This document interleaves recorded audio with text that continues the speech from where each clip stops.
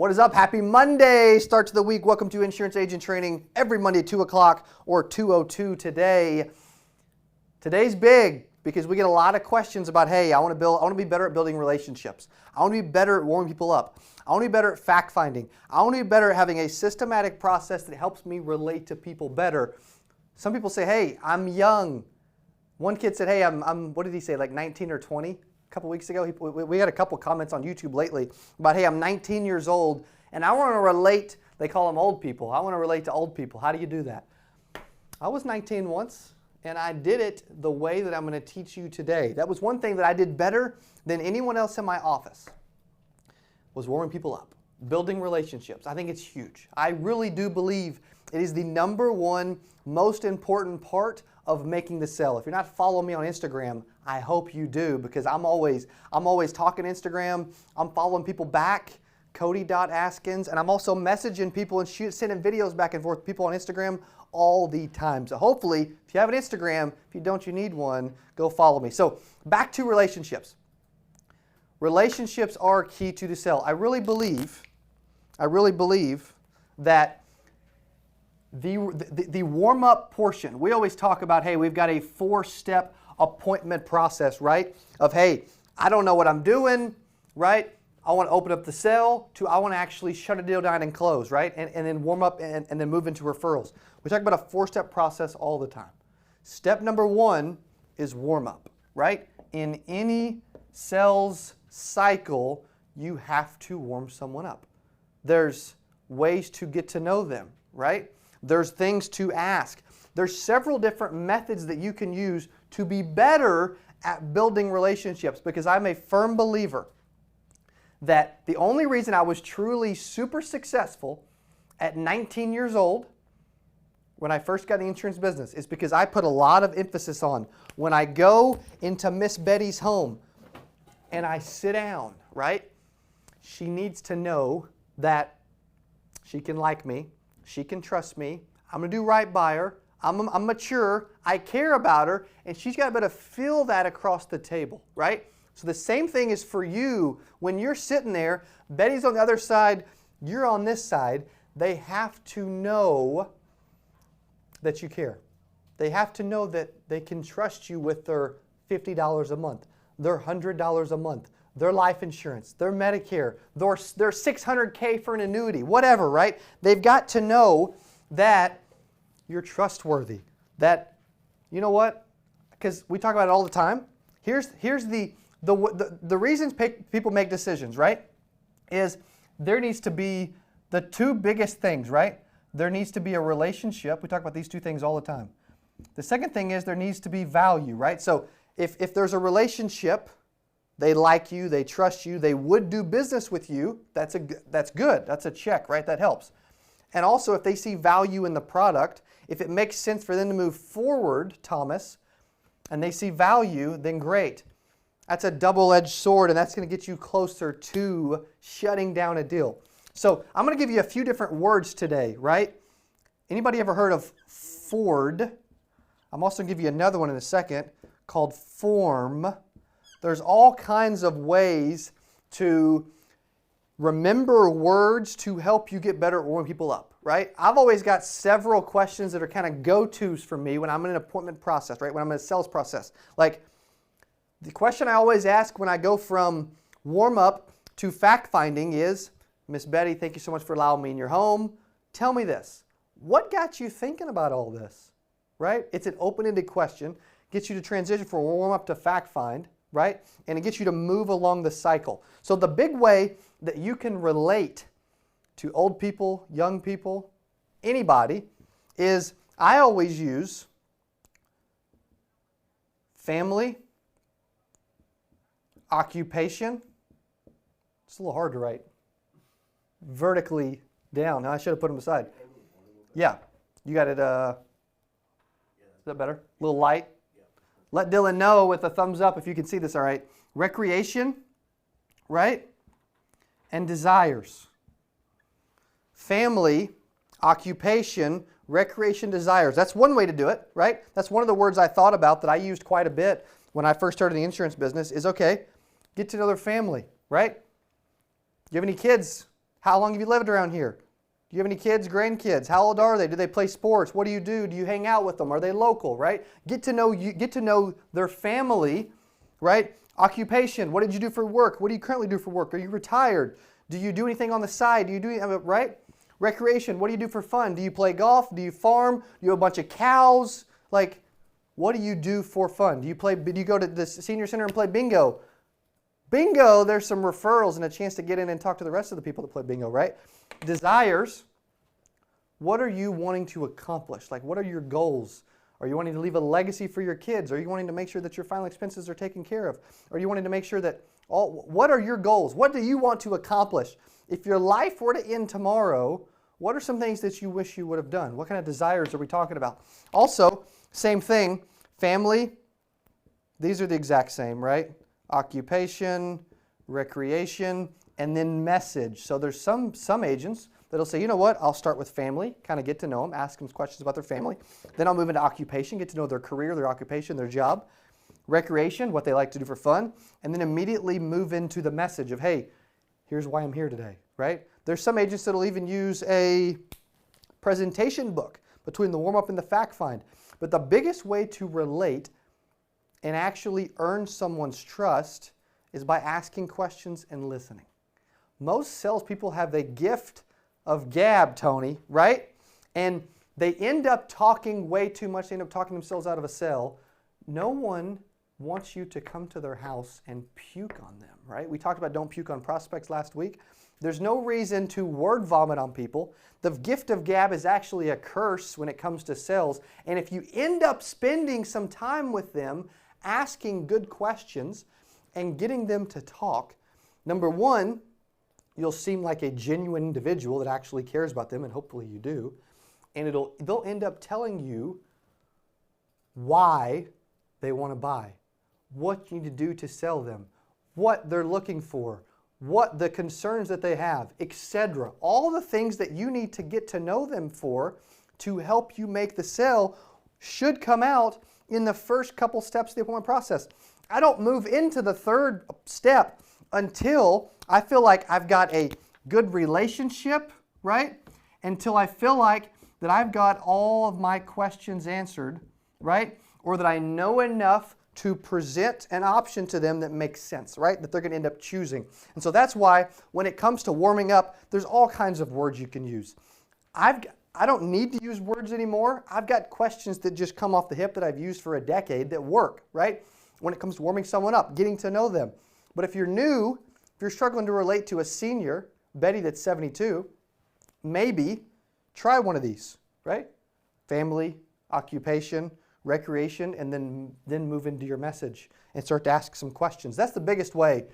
Is if we get we got several questions lately about young age, just like, hey, I had the same person ask me when I was on a conference call with about 60 agents a few weeks ago. They all buy leads from us. And that question came up at the very end by a young guy. He's like, man, I'm having trouble relating to seniors because I'm 22, right? He's probably not focusing on the warm-up. He's probably not asking the right questions. And he's probably just jumping into telling them all about him, telling them all about their company, telling them all about the product, and then showing them quotes and hoping they pick one, right? There's a lot more to it than that. They need to feel comfortable with you. There's got to be a relationship. You've got to ask those proper questions. There's got to be fact-finding involved, right? A doctor just doesn't walk in and say, hey, you need to take this medication right now. And we've been talking for 3 seconds, right? Would you take it? Literally, you walk into the doctor's office and you're there because you've got I don't know, okay, here. I had an ear infection, right? I had an ear infection, sinus infection, probably a couple months ago. If I would have walked in and the doctor said, I look at you, I know what you need to take, just take this, right? Without me even speaking, without getting to know me, without caring to listen to my symptoms, without, knowing why I'm there, pain points, scale of 1 to 10 on pain, et cetera, et cetera. If they're like, I just take this and they just throw me a bottle, right, and tell me to get out, I'm probably going to go somewhere else. And the reason I mention that story is, do prospects think that when you leave their house after not making a sale? What do they think? Try to put yourself in the mind of the prospect, right? When a salesperson just runs in, makes the sale, and leaves and sells you a vacuum cleaner door to door, did they warm you up? Did they do a proper job of fact finding? Did they build the value? Did they cool down and walk out, right? As Tony says on IG, on Instagram, they walk past the close. Totally. People have a bad habit of skipping one of the most important parts, which is the relationship. It's probably the most important part. Like when I've done tons of telesales, I think I did I don't know what I did, 100 apps in 50 days or whatever, a couple of years back. Steve can vouch for this. I would spend 45, 50 minutes with every person before I would even think about making a sale because the relationship was key. And if you want to provide value and you want to get to know people, then the warm-up and the asking of questions. Also, what's really cool, though, about fact-finding and asking questions is it puts you in control. It's something that's an old adage that I've said for years that a lot of agents will disagree with. If they talk more than I do, I make the sale. If I talk more than they do, I don't. That's why asking questions and getting them to talk can literally, they steer the whole appointment process and move from, hey, I have some interest, to, hey, I'm ready to buy. You're in control, but literally by asking questions and getting them to talk, you're moving them wherever you need to move them along the whole process. That's why stuff like this, warming people up, focusing on having a relationship with people is key, right? We pulled off 8% Nation last year, 2018. It's 88 days away for 2019. Michael Irvin, number 88, is speaking, and he's speaking at 8%. That's a lot of eights, right? We're 88 days away. If I wouldn't have got a lot of other power players in this industry involved, and I would have tried to do it by myself, and I wouldn't have built a relationship with a lot of other beasts in this industry, it wouldn't have went as well as it did, right? But instead, I remembered that, hey, when I was a new agent, the relationship was key. So I'm going to build a relationship with other people. I'll help them. They'll help me. They'll show up at 8%. We'll all help each other, right? And then there's relationships are being formed. So that's what I want to get across today. We're going to go about 13, 14 minutes. That's what I want to get across today as Nick Hawthorne comments on our YouTube video, right? We get YouTube comments all day, every day. Make sure you subscribe to our YouTube. We just hit 7,000 YouTube subscribers. Tony says they confuse wanting to be liked instead of closing. A lot of times, good salespeople know when they go for the close if someone's going to take action right away or not. Good salespeople know because they've asked the right questions. When they get to the latter point of the appointment or the call, it just makes sense. You know if they're a buyer. I know if they're a buyer generally in the first 10 minutes of an appointment. You can just tell the vibe, the warm-up, the relationship. Can you get them talking? Is the fact-finding portion of the appointment going well? Are you in control without puking on them? All of this stuff is important. So if you're not doing this in your appointments, I don't care what you sell, relationship is king. Dylan, what are you putting on the title of this video? Get to know your prospect. Using F.O.R.D and form is a great, and trying to build a relationship and warming them up and asking questions and fact-finding is a great way to get to know your prospect, Meadows. Jason, it's a great way to get to know your prospect. You need to get to know them or you're not going to make any money. You're going to be like the other 92% of agents that fail, and then you won't have any money to come to 8% and hang out with me, right? Any comments or questions on, we're getting some activity on IG. Anything on YouTube or Facebook, Dylan? Are you mic'd up today? No, I'm not. Do you want it? Probably still hear me from over there. Okay. But, yeah, a couple comments. Looks good. Looks good. I like that. That's nice. Thanks so much for looking out for agents. It takes a special kind of person to do this. No doubt. You got to be a little crazy, right? To get up in front of a camera live for about 20, 30 minutes every day for the rest of your life and commit to it, right? You got to be a little nuts to also throw a conference for 1,000 people that's in 88 days where Michael Irvin, number 88, is speaking, and the conference is called 8%, because 92% of people fell. I first heard that stat, Dylan, probably that actual stat, like I knew it was bad, right? I sat in a room and I was sitting there with 4 people, 4 new agents. When I first sat down, I think I ever said this on video, I first sat down with 4 people on video, and I'm sorry, not on video, in a conference room. It was one of my initial interviews. I was hired, and they sat down to train 4 of us. 4 agents all at once. And they said, 3 of you will probably not be here in a year. And I'm like, well, thanks for the vote of confidence, right? That's this industry. That's why we put so much focus on providing content that's helpful and valuable, because if you do not build relationships with people, if you do not ask questions, if you do not fact find, if you don't build value, if you don't present, if you don't ask for the business, you will fail like 92% of other people. Anything else going on Facebook and YouTube? Who's excited about 8%? I want to see that in comments. We just got a question on YouTube. Okay. Greetings, Cody. Do you think it's more effective to door knock, a direct mail lead, or set up an appointment? You might want to repeat the question. Yeah. Okay. Is it more effective to door knock or call a direct mail lead? Yeah. Door knock or set up an appointment. Door knock. Okay. So door knock or call, it's an appointment. Okay. Yeah. You know what? There's a lot of agents that call. There's even top agents that have appointment setters. There's a lot of agents that just door knock because that's what they're good at. My answer to anything that's related to like an either-or scenario of getting in front of people is always do what you're better at, and do both. But if you're not good on the phone is better than suck, right? If you're not good on the phone, then maybe you're better at door knocking. So you should do what you're good at. Doesn't mean you shouldn't make calls, but if you're great at door knocking and you're not good on the phone, then make sure you're door knocking first, right? Make sure calling is like a backup. If you're better on the phone and you're great on the phone, like I feel like I'm really good on the phone. I feel like I'm good at door knocking too, but I feel like I'm really good on the phone, right? If I'm great on the phone, call first and then door knock later the ones you can't talk to. Because when I talk to them, about 75% of the time, I'm going to set an appointment. Like, it doesn't matter. I could almost be cold calling and that would be true.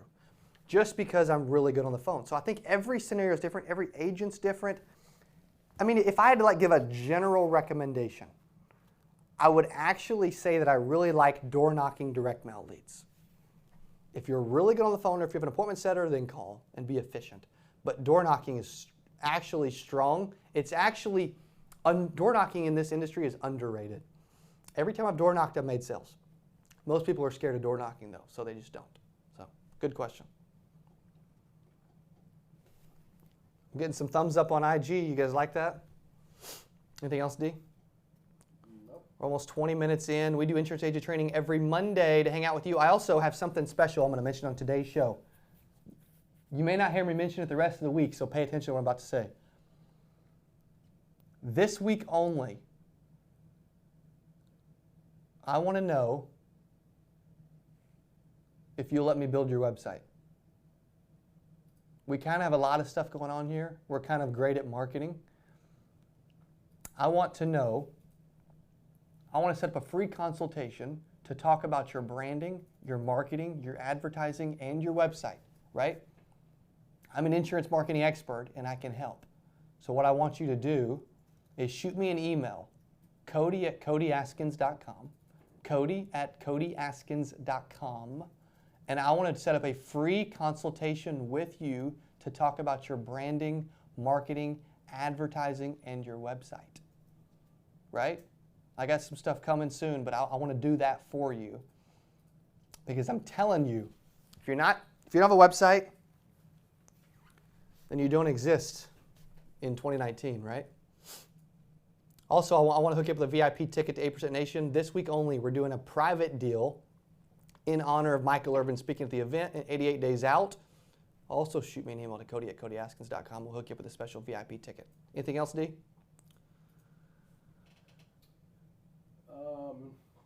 Tia on YouTube wants to know what are some of the best lead companies? There's one that's really good, right? There's one, bear with me, don't leave. I know I'm going off camera for a second, but I'm still on audio. There's one that every time I pick up this thing, I make money. when I use their leads. I'm telling you, Tia, there's one company, I don't know if I should say it on video or not, but there's one company that when I pick this thing up, I make money and it falls in my lap. And that's Secure Agent Leads, which I happen to own. And we do about 50,000 leads a month for a lot of agents. We just happened, and you say, well, Cody, next question from Tia is probably, hey, do your leads work? Great question.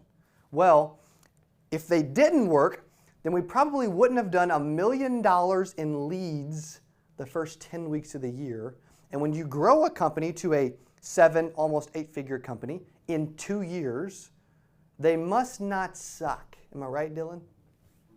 And when I generate leads for myself, like for instance, I did live dials. You can watch it on YouTube and Facebook. 25 calls. I did live dials to leads in front of 800 agents on Friday, and then we put it up on YouTube and Facebook afterwards.